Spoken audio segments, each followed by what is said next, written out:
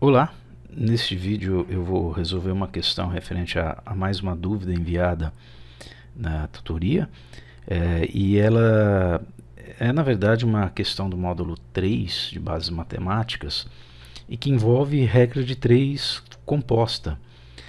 Tem aqui um gráfico que representa o consumo médio de oxigênio em função do tempo de um atleta de 70 quilos ao praticar natação.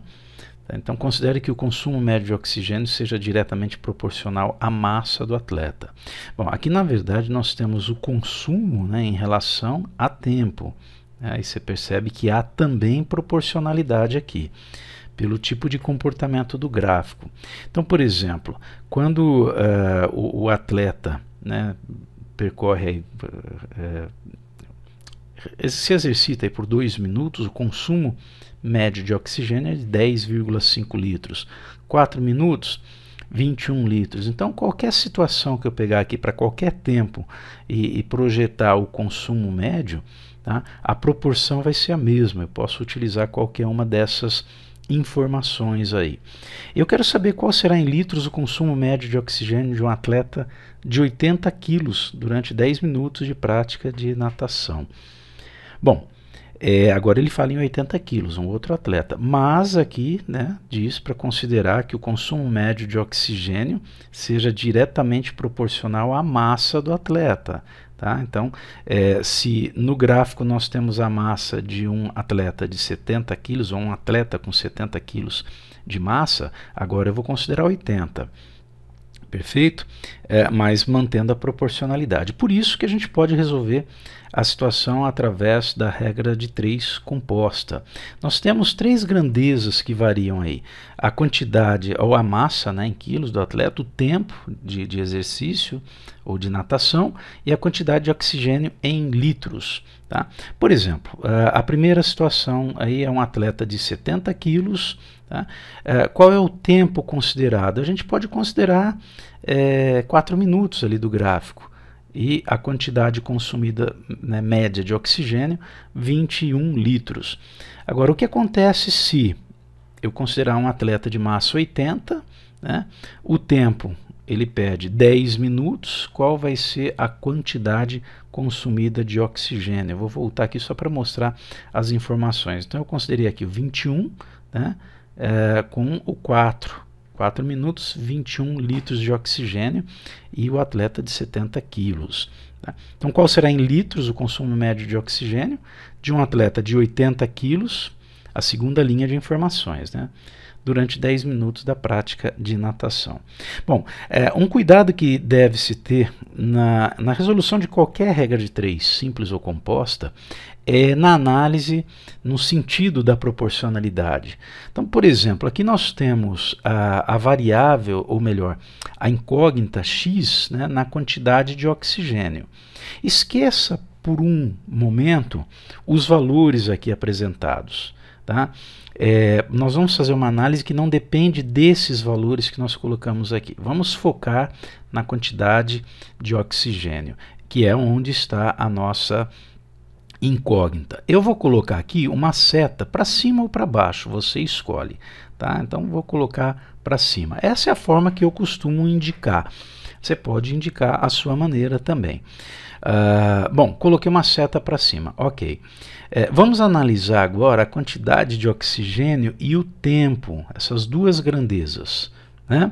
Esqueça por um momento a massa. É você considerar como se a massa não variasse do atleta. Tá?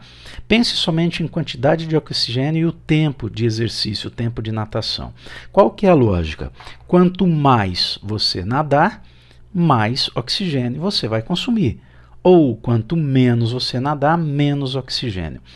Você percebeu, eu não citei números, né?